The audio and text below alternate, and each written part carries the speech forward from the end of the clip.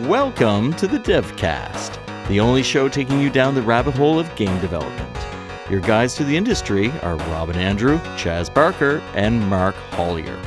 Thank you, Offworld, for sponsoring this episode.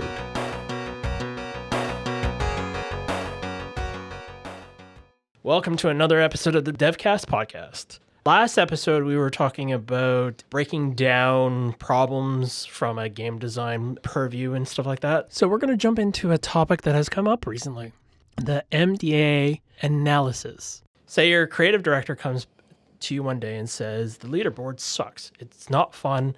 How do we make it fun? So yeah, in the context of what we're talking about, we're saying, last episode we were talking about how do you break problems down, and so this episode is going to focus down on design problems. Yeah, your creative director is coming at you and he's like, this isn't fun, or a player, or another designer says, this isn't fun. What as a lead designer or a senior designer, what do you... I'm going to first of all say, be more articulate in saying that something is not fun, first of all. And I want to have that mechanic broken down into like what is engaging, what's the user experience, how that's going to affect that.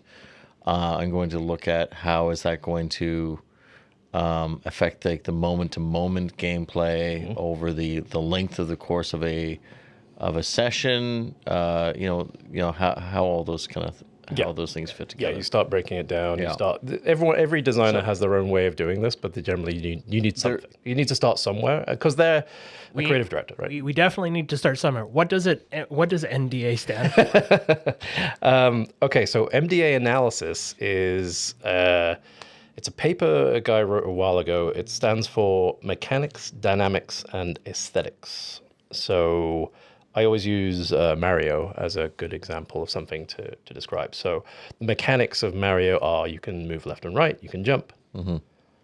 If you get into absolutely. Yeah. And then, I mean, without getting into that too much, there are the details of you can move and jump. And it's like, yes, but there's also inertia, and that inertia lasts for X value or whatever, like when you stop, and that allows you to have that nice bit of... The camera moves a certain amount when you're a certain way around the screen. Like It's very specifically like designed that way. So that's the mechanical design. And a dynamic would be the behavior of the player, right? The player knows they can jump and move left and right. They combine those two things together and they can jump to a platform.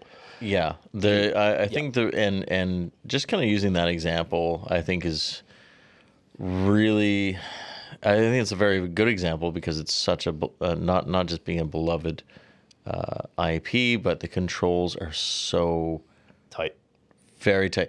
It isn't just it's tight; it reacts to what a user intuitively will do. Like for example, if you're going to run and jump, you ever do like oh no, I don't want to go that far, and you turn the other way. Mario will turn the other way, and it does slow down based on your input.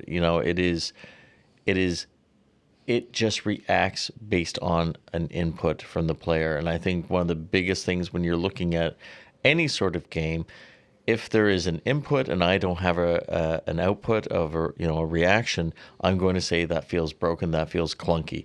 There is so many games that will go out and release which have they miss those subtleties of like, this doesn't feel like the toy I want to play with, because if I'm holding this toy in my hand, I expect it to react to me. Correct. So that would be feeling is a big word, and that's what aesthetic is pointing to, right? So in Mario terms, you would be saying something like, I get a thrill of narrowly achieving a jump, right? There's a tension and release. There's a flow. Yeah, that tension and release is based solely on the user's input, and that's where they feel...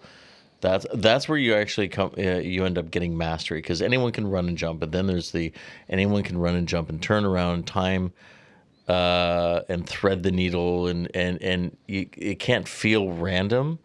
It needs to feel always coming back to the player. Like, I did that, I succeeded, and I failed. If there are parts where it goes, well, I didn't do that, immediately you start blaming the game, and you're automatically starting to drive down the quality aspect of it, because people will just start blaming that rather than their own skill.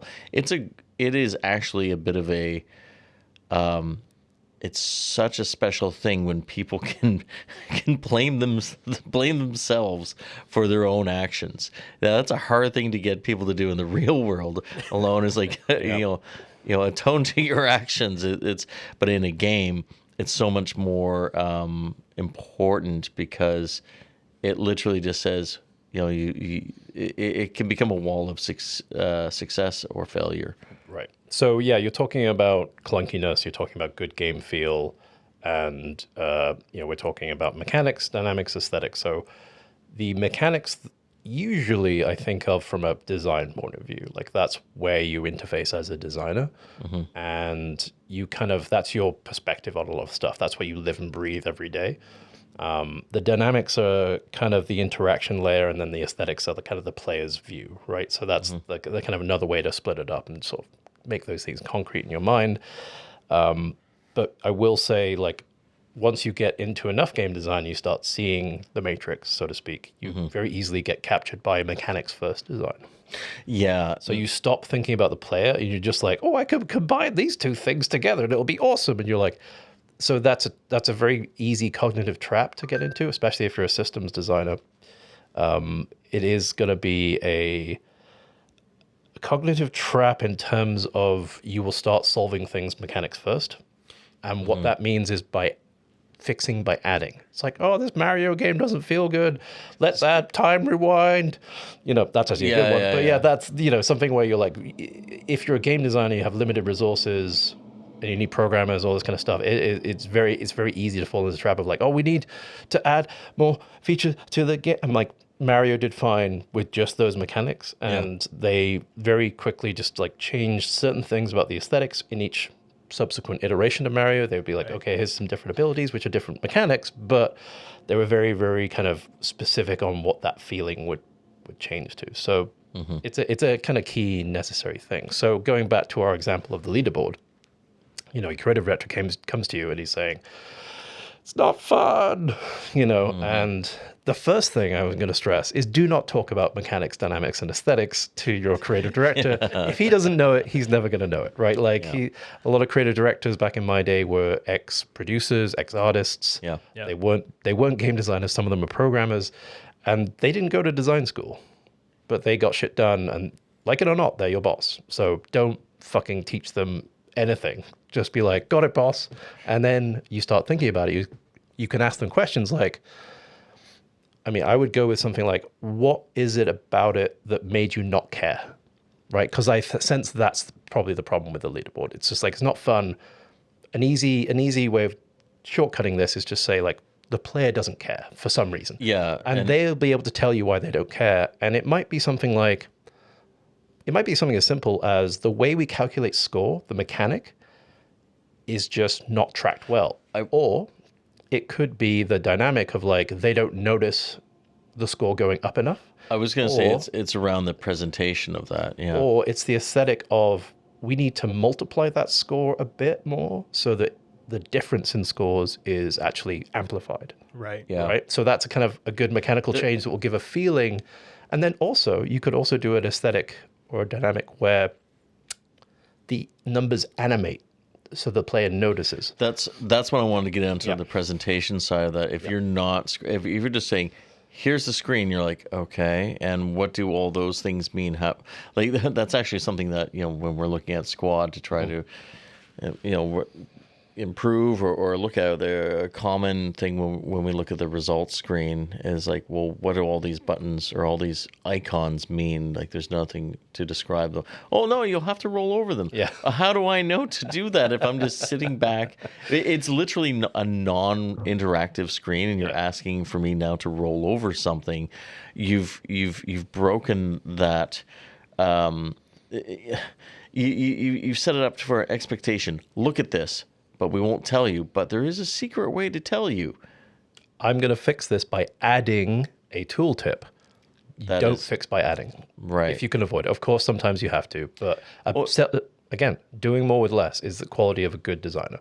What makes a good designer? It's doing more with less. Doing whatever the tools you have, use those tools first. I would say that I absolutely agree. Now, there are parts when we're trying to experiment And we do add these things, and we realize, you know what, we don't actually need that. We're going to take it away. And I'll speak to this directly, because if you have been following any sort of thing around off-world and squad and playtests, we tried something around bullet flinch or whatever, and that is something that, you know, we're taking away, because it was something that we would try. We're like, oh, well, what is the purpose of this? Oh, it was the purpose, like the mechanics of it is to create a way that, you know, you just can't turn around and fight back instantly, and it was meant to it meant to describe to the player, oh, you just got narrowly missed by this bullet. Someone's targeting you. Now you're suppressed. And the emotional component of that, of like that your shoulders kind of tightening up and so forth. And we realized after we got that in, and we thought, hey, this would be a neat thing. Part of the design process is saying, cut it. It didn't work. Remove it. Sometimes you can't get to that point without trying it out. Like, it may look good on paper, and you're like, this will be great. And we try to do that. And you're right. You want to start stripping back elements around a feature. Sometimes you have to put things in, but you have to be equally okay with removing it. You have to have that sense around it. This just not hit the mark that we thought of. And part of design is being humble in that and removing the emotional component to your design in order to make it more simple and, you know, hit the marks for other players, not mar your overall design. So going back to the example, it's, you know, once you figure out why the player doesn't care, why the creative director doesn't care, you're starting at the aesthetic, you're starting at the meaning of the thing, the feeling of the thing. You isolate that, you find out, oh, okay, yeah, you're not noticing that the score is going up. Yeah. Then you fix it. So your process for fixing that would be talking to the team about it, creating what I would call a one-pager document where you're just basically, this is what I intend to do, why we're intending to do it, get everyone on board. What you call a one-pager? I think this is pretty much standard there, Guy. You're taking credit for I think it's something one-pager that's a name. Chaz Barker original. I will take credit for it. It's something I introduced at Offworld when I got here. Oh, yeah. Of course. You were inherited of my yeah. On genius. Troopers is a good example, actually. A good example of something where, let's put it this way, non-game designers and other people would say, we need a leaderboard. And I'm like, you're in an army against the bugs. Why would you be comparing? Why would you be competing with each other? Yeah, well, what's the point of having a leaderboard? Yeah, and people will point at the movie and be like, well, he's taking exams and he sees his score and there's a big leaderboard. I'm like, 100%, we can totally add it. Is it the most important thing to do to make you feel this way right now? Or do you want to put more effort into something else that can make the game that much better, right? Like, this is part of the lead designer's job where you're saying, I'm prioritizing things based on what feelings are lacking in the game. And competition within each other, within the army, is not the highest priority for something like Starship Troopers. Something like Squad, 100%, maybe it's something that players really, really want. They really want to compare their kill-death ratios in a fire team match. 100%. I was carrying you all. Yeah. Or I or this still- person was just doing an excellent role. This fits into like why we want to do things like commendations. It's like, I think for myself, as a matter of taste, I tend to not want to do competition. I tend to want to do collaboration. That's my style as a game designer. But again, it's easy to add a shifts. leaderboard. It's easy. That's the problem. Yeah. So, sorry to butt in there, but you did go into a one-pager. Yep. Can you give us a high-level definition of what a one-pager is? And Okay. A one-pager is a replacement for a game design document or any kind of game design document. A GDD is a standard, like, this is the game we make. Here's an essay for 500 pages about what the game is. It's a kickoff point. Yeah. So a one-pager is meant to be design it in less than a day, align with the team in less than a day, and get it into production as fast as possible. Yeah. So what does a one-pager entail? It starts with, hopefully, the objective, which is your aesthetic, which is, my creative director doesn't care about my leaderboard. And it's deemed high priority because it's your fucking creative director. So he's going to want a one pager where you repeat the problem back to him, where he's like, it's not fun. Here's a one pager. Players don't care about the leaderboard. I will make them care about the leaderboard by, let's say, animating the text going up or something like that. Some juice. So that's the design point, right? I start with the objective. I'm going to improve player perception of the leaderboard, make it more fun. If you have to put that in to make him happy, add it. It's like, why are you trying to solve this? Is exactly. You have an objective. So people are on the same page to start with, and then your design point is the next section where you say, how are you going to solve this? Yeah. What are the mechanics? What are the dynamics? What are you changing? What resources do you need? You'll start with those design points, and then at the end, you have maybe a little table that can be filled in by the rest of the team of like how much engineering, how much VFX, how much art, like you literally list it out so you know how much it's going to cost. Right. That's 80% of what people care about. And I've seen designers, I've been in studios where it takes that, just to change a leaderboard would take 5 weeks of design thought and approvals and blah, blah, blahs and blah, blah, blah, blah, blah. It would take 5 weeks. And people are like, why is the game bad? I'm like, because it takes us 5 weeks to make a simple change on a leaderboard. Like, that's a metric of what we're doing. So that's what a one-pager is. You know what's interesting, before you can get to the one-pager, I've experienced this many times where, we'll go down for lunch or something like that. And one of the other people come in, the team, and we're in the elevator. This is literally the elevator pitch before we can get to the one pager. This is what I'll end up saying. Someone say, oh, I have this idea for this, and they literally use my time that I'm crammed into this elevator with them to like, this is my alone time with you. It's like, you have 30 seconds. You have any idea how fucking busy I am? And how hungry I am now, and my attention span is so much shorter now at this point. How hangry are you? Yes, exactly. But I mean, so many people do this, that they will actually do their elevator pitch, and my response to them is, give me a one pager from that. Like, if I like it, or in some cases not, I'll still say, give me the one pager, because maybe I'm not seeing it at that time. If you can grab me though, or any of the, anyone that's in that position to kind of, make calls that you're pitching to, if you can elevator pitch your shit right away and get me go, oh, damn, okay, that sounds interesting. I'm not going to parse all your details, so don't come, and it's going to be great because of this and this and this. And I'm like, I am not listening at that point. Yeah. Give me the one pager outlining exactly, what your objectives are, and exactly all the points that we just one pager is very much like an elevator pitch, and you should be selling. Yeah. Part of the game designer's job is to sell people on their ideas, because otherwise you're fucking useless. So if you're a junior, or like you want to sell Robin on a game design, but you're not a game designer, and you start with like, well, how do I talk to him in terms of the emotion that he might like? How am I selling this to him? You might break it up into what I would call the 8 types of fun, right? So sensation, sensory pleasure, juice, does it feel good? Fantasy, so that's like role playing, being someone else. Narrative, yeah, like that's just a human thing. We all love stories. Yep. Challenge, I need to add a leaderboard. I need to add challenge between players. Fellowship, so just social interaction. I can click on your name in a leaderboard. I can add you as a friend. I can chat to you. Discovery, which is exploring and finding new things. So that's like adventure, Zelda, finding a new world. Expression, which is self-discovery. It might just be like, I'm just going to make my own, farm, and I'm going to choose how to lay it out. And then submission, which is a strange one, but it's very much like puzzle games, exponential games, or games where you don't even do that much, like Vampire Survivors or something, where you're just relaxing or zoning out.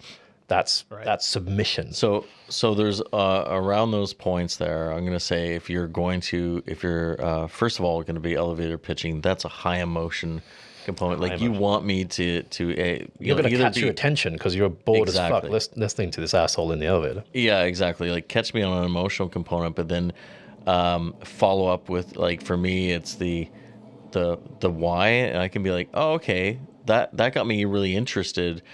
And then the why is like, oh yeah, I guess that is solving a problem, and then that's enough to gather my attention on something like that. And then when that one pager comes across my desk, I'm like, oh yeah, right. This is that was the thing that they sold the sizzle to me ahead of it. It's like, it's going to a steakhouse. You're looking at the menu. Well, depending on the quality of steakhouse, here I'm looking at this laminated pitch. Those aren't good steakhouses typically, but I mean, in an ad, you see like the Ponderosa or whatever the shit is. They're selling the sizzle before you even get there, and you say, "Oh, man, I want a steak." And did I really want that steak right now? It's like I didn't, but you've now presented it to me so that I do want it. They mind fucked you into it. Yep. Yeah, they do, and I mean that is essentially you want to mind fuck me into your design. I'm mind fucking you right now. All right, something that you I was gonna go further with that, but you know what? I stopped that right there. I know you. Mark looked across and he was like, no. "We know." So there was a word that you said a couple times, and I think it's well worth a discussion. Is what is juice? What is that for games? Specifically for games, that would be surface level feedback. Mm-hmm. Like that's. Oh, God, what do I mean by surface level feedback? So when we talked about the scoreboard, the leaderboard, when the score is calculated and the player's looking at it and the numbers are ticking up and there's sound effects, maybe shepherd's tones or something, it's like ding, ding, ding, ding, ding, ding, ding, ding.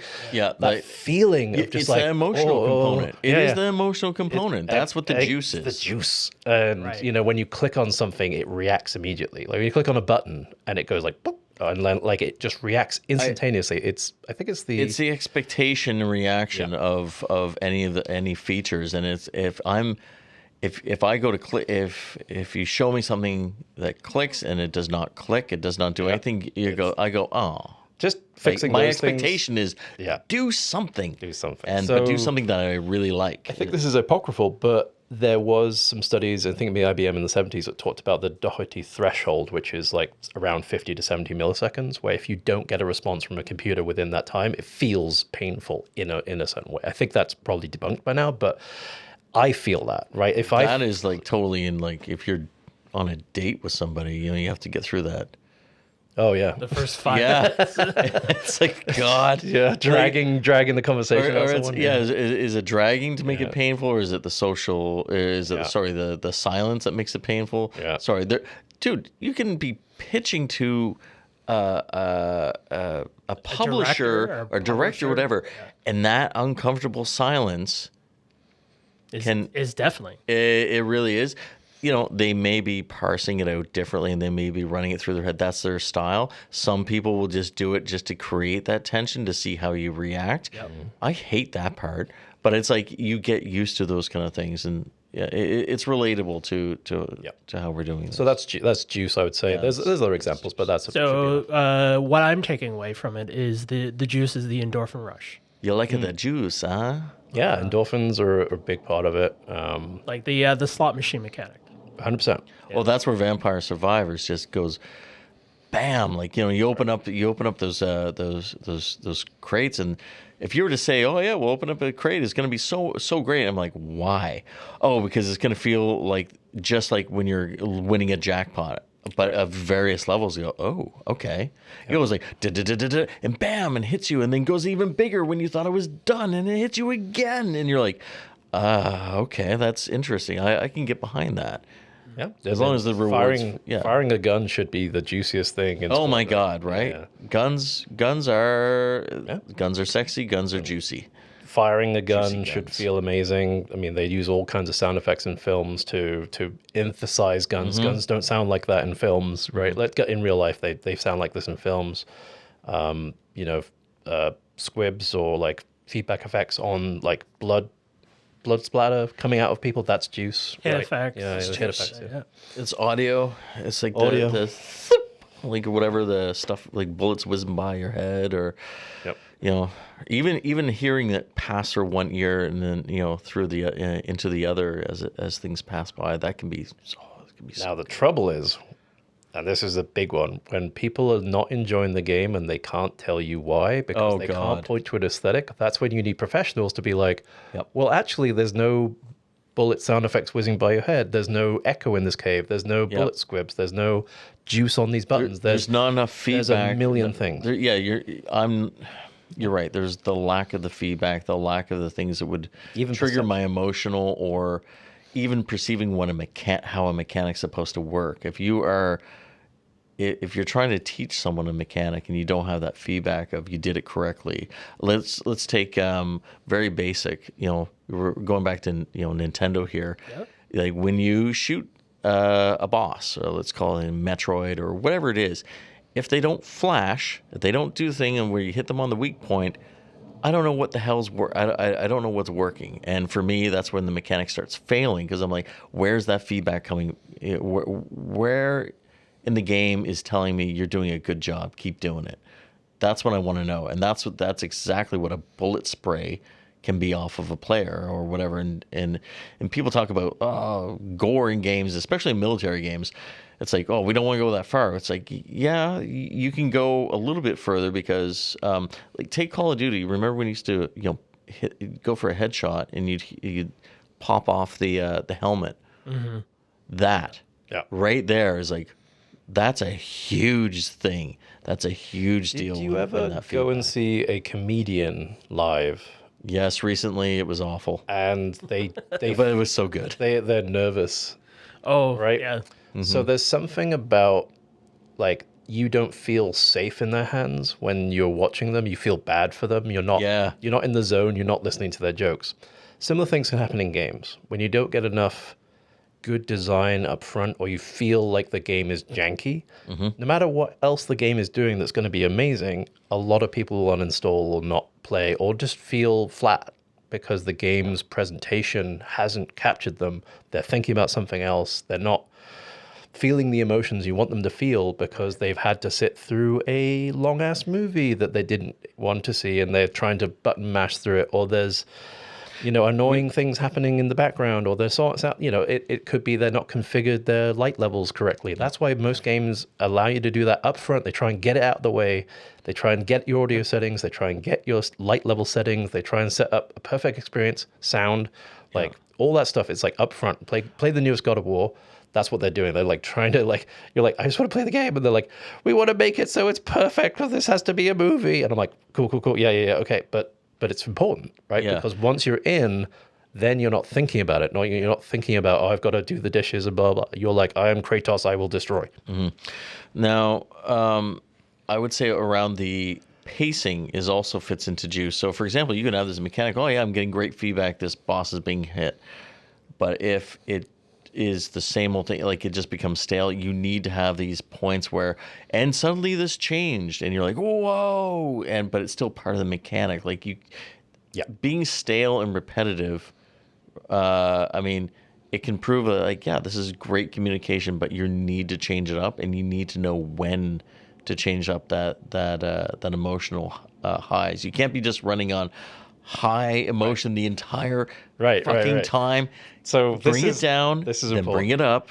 This is what I call a palette cleanser a design, where people are like, my fire team designers are like, every mission needs to be amazing. And I'm like, you could try, but guys, you need to we have to have some missions that feel different. Yeah. Right? They can't just be like, oh, this mission's fun, and this mission's also fun, and this mission's also fun. I want palette cleansing. I want something that might be for fewer players and a shorter experience, but it's like intense versus, oh my God, this is going to be a 45-minute intense crunch. So getting back to the mechanics, dynamics, aesthetics exercises, what I've sort of instructed my senior to do is to say okay, what are the biggest emotional points? What are the biggest aesthetics we're trying to reach with fire team on the missions? It might be something like navigation is really clear. It might be something like, the difficulty is such and such. So we have these categories, and every mission has a certain balance that is explicitly set up in the one pager for that mission. And when you get feedback, you are choosing as a game designer what feedback to listen to, right? Based on what those categories are, what those aesthetics you're trying to do. It might be that one level is trying to be really hard to navigate. That's a puzzle that we're trying to do. Right. It doesn't sound good, but if you're talking about level design or mission design, you have to have some intention. Yeah, no, and with that intention, I'd just like to say that the importance of, before you even get into building this, especially if you're working on a team, this is good practice, even if it's for yourself.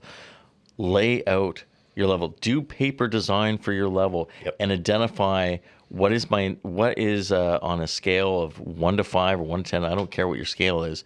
Show me at each point what level that's at, because I want to see, if you're going to show it to me before I even approve something. So if you're like, I've got this great idea for a mission, sure, show me your high level, how this is working. It goes, okay, well, it's going to kick you off with a big bang. Oh, you're in a plane, the whole thing exploded, now you're falling. It's like, okay, that's really high intensity.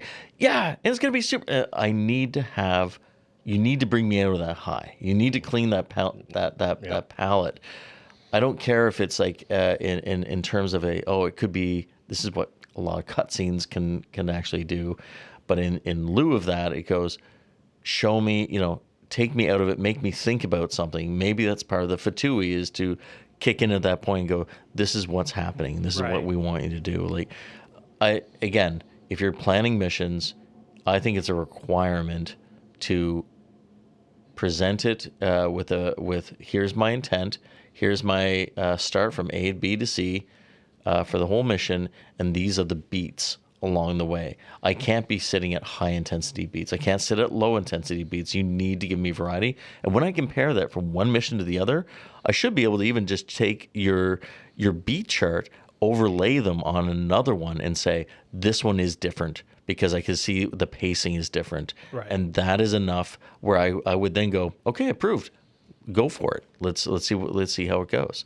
But if you're giving me the exact same beats, it starts off slow, goes up high, or whatever, I'm going to be like, well, either those missions need to be separated from each other by a palette cleanser mission, or a different feel, a mission that may appeal to a different audience, but that's okay because now you're getting variety. It's like, I don't know. We just came from lunch or whatever, so I'm going to talk a little bit about food here. If you give me, some people might just say, I love steak. Give me steak. Plate of steak. Okay. Where are the other things that, take me from the steak? Oh, do I go to potatoes? Do I go to a vegetable? Where's the, all the components of flavors? You're talking about your spice, your sweet, your savories, and all those kind of things working together, rather than just like I'm a one note. Mm-hmm. Yeah. So we could talk about that a little bit. Like, what's the difference between a cook and a chef? Game design is kind of like that, right? Eventually, you start as a cook. You're in the line. You're just making carrots, right? You're just kind of like, chop carrots, and the carrots are good. Mm-hmm. And eventually, you have to become a chef. And the chef is like, I need you to smell this particular spice, and then it'll prepare your palate and make your mouth water, and then you're going to get hit with the acid, and then you're going to get this heat, and then you're going to get, so there's this is in game design. Yeah. So if you're dealing with people who don't understand that, which is going to be a lot of people, like, I'm just going to say it's going to be a lot of people. They're just going to be like, I don't like it. You have to help guide them, right? You have to be able to that's your job. Right. Like, they're not enjoying it. Your creative director, your player, whatever, they're going to say, the players especially, they're going to say, I want steak all the time until I'm sick. And you're like, I think what you're saying is this. I think what you're saying is that, right? Well, this game is shit. I hate it, and blah, blah. I'm like, we need to work on the optimization to make it feel better. We need to work through, and the team as a whole, right? Everyone on the team has to understand these things. Like, when they read your one pager, they kind of need to be led down this path, right? Like, so specifically, you might be saying, like, these are the pillars of our game, right? Those pillars are decided up front during, pre-production and all things. The leads, everyone in the company is like, Squad is a 50v50 game. It's about big battles. It's about being more accessible than other games in the same genre. Mm-hmm. All these things like filtered down into, what the leads and seniors are going to take into the main aesthetics of what they're trying to do. Like Squad is a great example of role playing, right? Like, it's not balanced to be quote unquote like swingy in terms of, this tank beats this, other tank, right? Mm-hmm. It's just not designed that way. You're role playing. This is what a real military would have to do. This is how they would encounter. It's a strategy game. And we balance by the number of things you're allowed. We balance by the resource economy, right? So there's a very different style of game here, where Starship Troopers is much more arcade, right? Like everyone, yeah, one of my designers was like, we need to add tanks. And I'm sitting there going, I don't remember the tanks in the movie, but yeah, I see what you mean. Like, what are you trying to do? And it's like, well, I want to feel like I felt on Squad, where I'm just hanging out on a Logi with my friends and we're shooting the shit. And the game lasts for like, you know, an hour and a half. And blah, blah, blah, like, But it's like 40 minutes. Yeah. 40 minutes, and it will get boring if you make it last. Starship Troopers specifically, if you make it last for an hour, people will be like, they'll see through all the facades. The palate cleansing won't help. There's a certain level of you like, ate I too wanna much do- fucking steak. And you're You like, ate your steak until you Now were in a sick. meat coma. Yeah, Yeah. you got meat sweats. I'm like, I want to get out of here. Yeah, Yeah, and the no, thing that that's grabbed it. me about it when I joined was the feeling of being overwhelmed. I'd never experienced it before, and I was amazed, and I loved it. I was like, the more you could feel this, the better. Yeah. And so everything I did, I'm not on that team anymore, It's but burnout. It's burnout. It's burnout. It's burnout. I Yeah. knew it was fucking burnout. yeah, everything Yeah. was like all about that juice and all about like how can I blow up more bugs, and it was fun. It was that I will say is like that is just it's like a joy of game design to work on something like that. Yeah, Fire Team absolutely. is trying to be in the same way, where we're trying to throw things up front at you that you wouldn't necessarily see until you've been an hour and a half into a squad match, right? Like a show of force, some kind of tank you've never seen before, because some players have never seen like tanks fighting, right? Yeah. Like there's a certain level of like maybe every match I could tell like 30% of the players aren't actually affecting the the outcome, I think that's judging by the leaderboards. That's an interesting thing. Like when you're looking at a game, it's like, where's the element of discovery that I can get those emotional highs, and even if it's not my best experience, I'm like, ooh, that was interesting. I want to actually try to explore that path a little bit more. That is where, if you're thinking about where's the sizzle in a game, like out of even in squad, it's like, oh no, I'm infantry, but have you tried being a Logi driver? There is some juice in there. There is some sizzle on being like a Logi driver, believe it or not. Yeah, making vehicles a little bit hard to drive is a or to valid- navigate the crazy battlefield. Or It is a puzzle. It is a skill to be able to drive this, realistically as much as we can manage realistically based physics. yeah, Like that is one of the things that makes Squad great, because it's not easy to drive the fucking things, and Right. you're in the middle of a firefight. You're like, this fucking thing. I'm like, that emotion, that frustration is maybe good frustration. yeah, and that's All of it. I'm not saying that vehicles aren't fundamentally need to be fixed. Sure, I'm hey, just saying, I'm working on that. Lay it off, I'm just saying, as a newer Squad player, I think there's a lot of room for improvement, but it's still a very interesting dynamic of like having to learn all these different vehicles. It's a broad, amazing way of getting a different Yeah. take every single time you play. Absolutely. I mean, if you're looking at, depending on the level you're on, Yep. because again, it's like, oh, this is dense forest, or, the main routes. Well, I could go the main routes, but those are going to be the most heavily watched and therefore the most dangerous, but it could be the fastest versus, you know what, I'm going to try to go off road and go this other route, which it may be more treacherous. I may end up flipping us over. I may get stuck somewhere or whatever. It's part of that sandbox kind of feeling, with our levels being as large as they are, and varied terrain, varied physics, lots of different vehicles. It's all that part of that discovery and figuring out what was engaging to you, and those highs.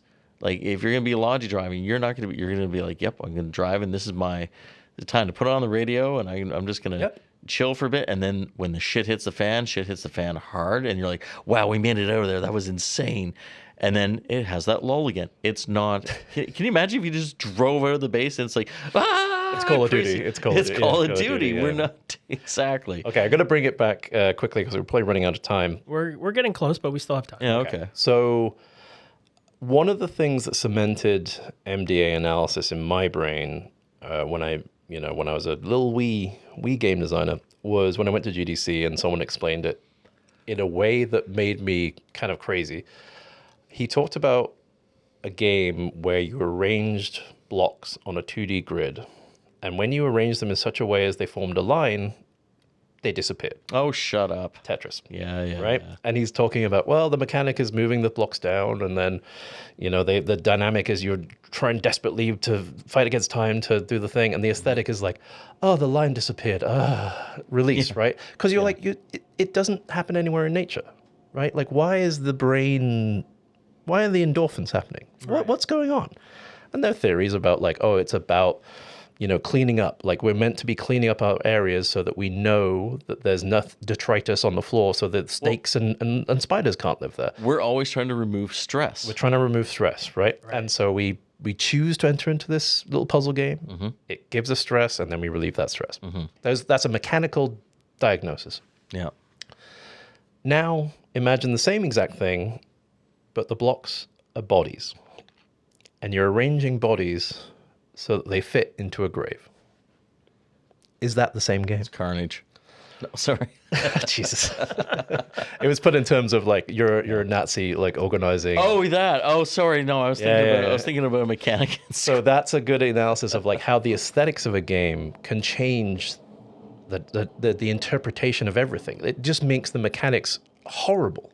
Right. No, absolutely. Yeah. So- no. It. So we can talk about like when you're a game designer, like you have to know from the top down the aesthetics, right? Like why you're doing what you're doing, how you're doing it, and how it affects people's feelings. Yeah.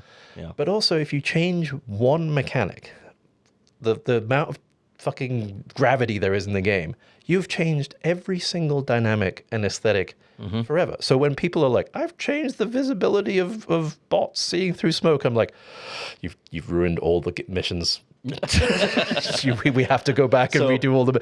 That's literally what goes through my head. Literally, So, yeah. so bringing this, again, to a squad point, it's like. So as a lead, like I might have to say, no, we're not going to do that. No, absolutely.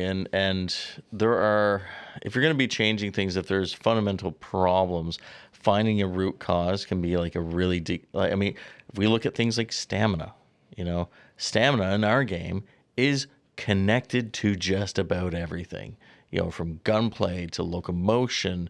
It's To match length. Oh my God. Yeah. It It's a is nightmare. one little adjustment can either throw it all off or make it absolutely perfect. And One of it my is- friends fixed the physics of Burnout Revenge. Like he was like, "This is mathematically wrong. I'm going to go and fix it." Yeah.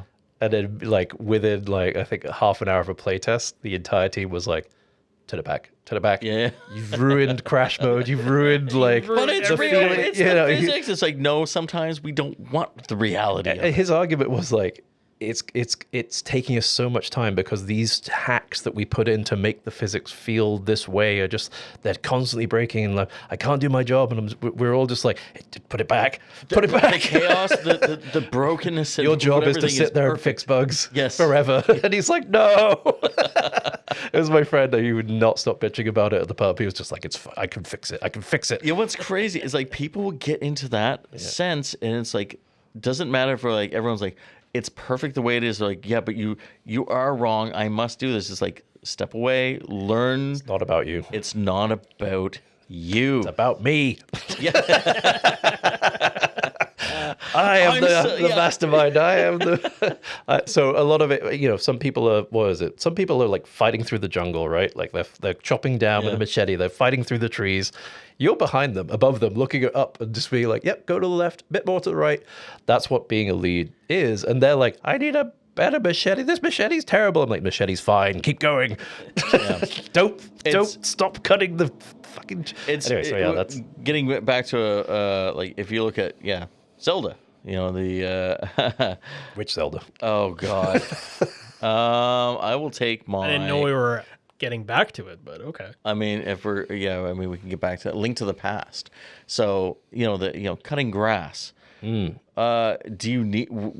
Could that game be okay without cutting grass? I mean, sure, but man, does that ever feel nice to cut down some grass and get some rewards potentially randomly, or an enemy pops up or whatever? It's part of that. It's an interesting piece to the puzzle that you never thought that was needed, and people are saying like, well, why would we ever put it on? It doesn't slow you down. It's like because that's where someone else would come in and go, well, this should slow you down by this amount percent, and people would just go, no, we just want just let them cut it. Who cares? Just let them run through it, have like the nice sound effects, but they don't get the reward if they don't slow. The act of slowing down and cutting gives them something, gives that part of the reward. We don't need to artificially slow them down just because they're in grass or whatever that is. There are those kind of calls, which in every sort of game, like you're saying before, it's like with Burnout, it's like, I want to fix these physics. It's like, we don't really need that extra layer of detail because that will break everything else. And I've seen it in every single project I've worked on. And this comes into that's where a lead, you're right, we'll say, or it needs to have that overall vision of the game, and what just adding something can completely throw something off. And that's okay to acknowledge, to see it and try it. Mm-hmm. Like you said in Burnout, we do this thing. Everyone's like, boom, no, remove it. You have to make that call, and it just can't come from like everyone screaming at you to remove it. Right. It can come from a lead position at that point, just to be like, I'm sorry, this doesn't fit with our pillars of what we want actually to achieve. I remember did I talk about the 18-hole golf crash course thing? Yeah. No, we talked about. No, not on here. You and I have talked about that. Yeah, that was the mode I worked on as an engineer in Burnout.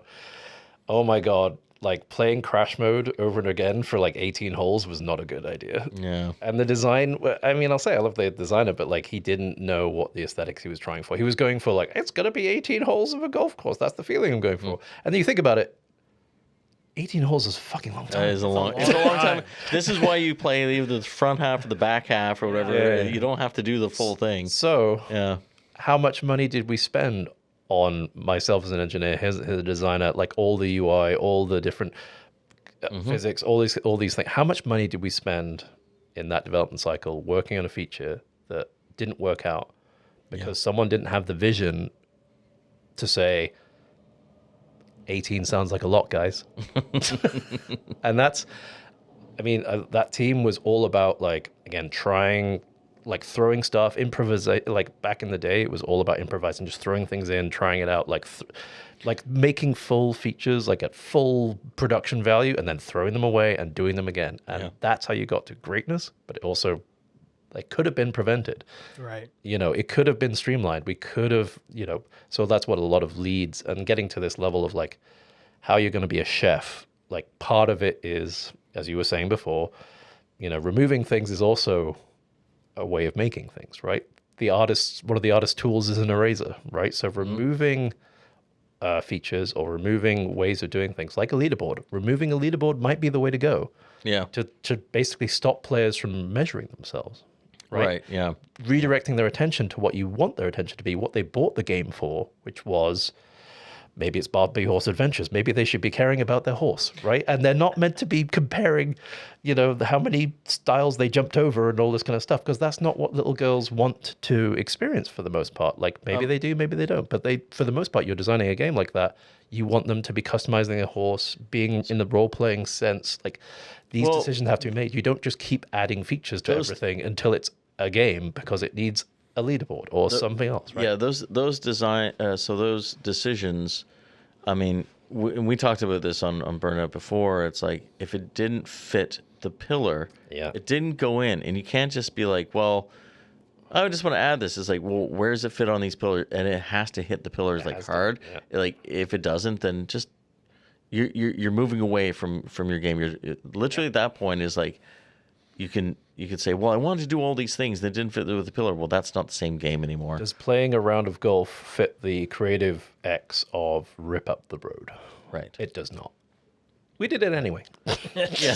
Hey, sometimes you gotta go in there, but that's only if you can afford that time. Or the company says, yeah, you have that time to be able to. If you got time to burn in game development, you're doing it wrong. Yeah. Or you're in pre-production. Yeah. So man, okay. Don't even get me started on that. That's a different conversation. Or you're in prototyping before pre-production. We could get into that another show.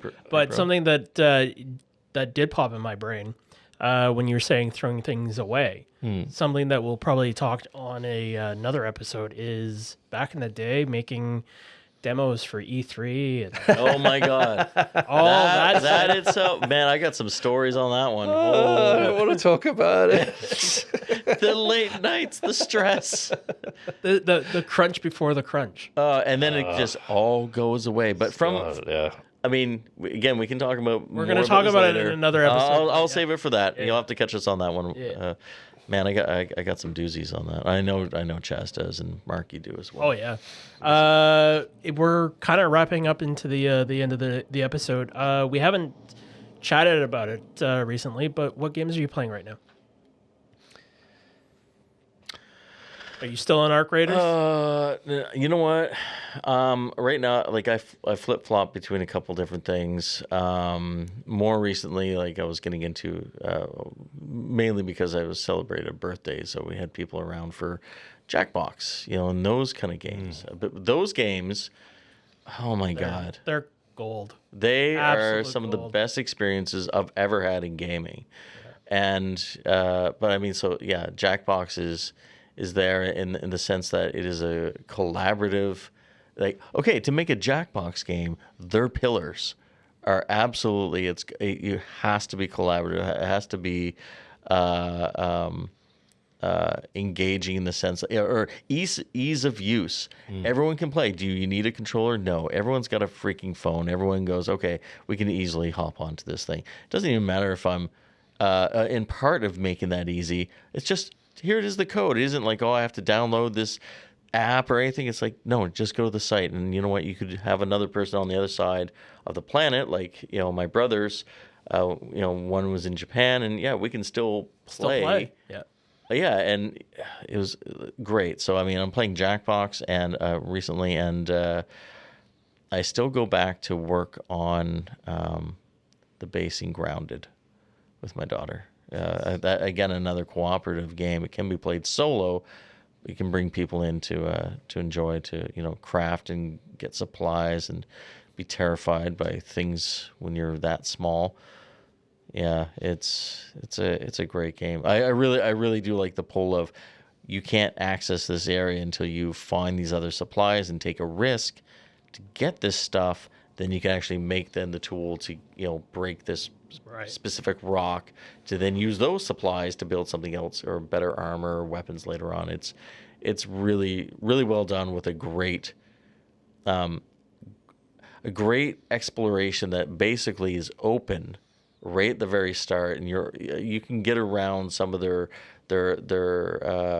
mechanics that they say, well, you can't get here, you can't break this rock to get into this tunnel because you don't have the right tool, but I can still explore all around it and make mental notes, and I think that is a great that's a great game. Yeah. Chaz? Going into God of War, what's it called? God of War 2 Ragnarok. Which is the most recent one, which obviously I just referenced, and then finished off Detroit Become Human, which is probably the most storytelling game. Yep. Those are the two that come to mind. Still playtesting modded missions in Fireteam. We've got a new set of missions coming out soon, so playing those, and then like whatever random. I played a couple of indie games, but they escaped my brain. Yeah. All right. This is about time for us. I want to thank Offworld for sponsoring us and allowing us to do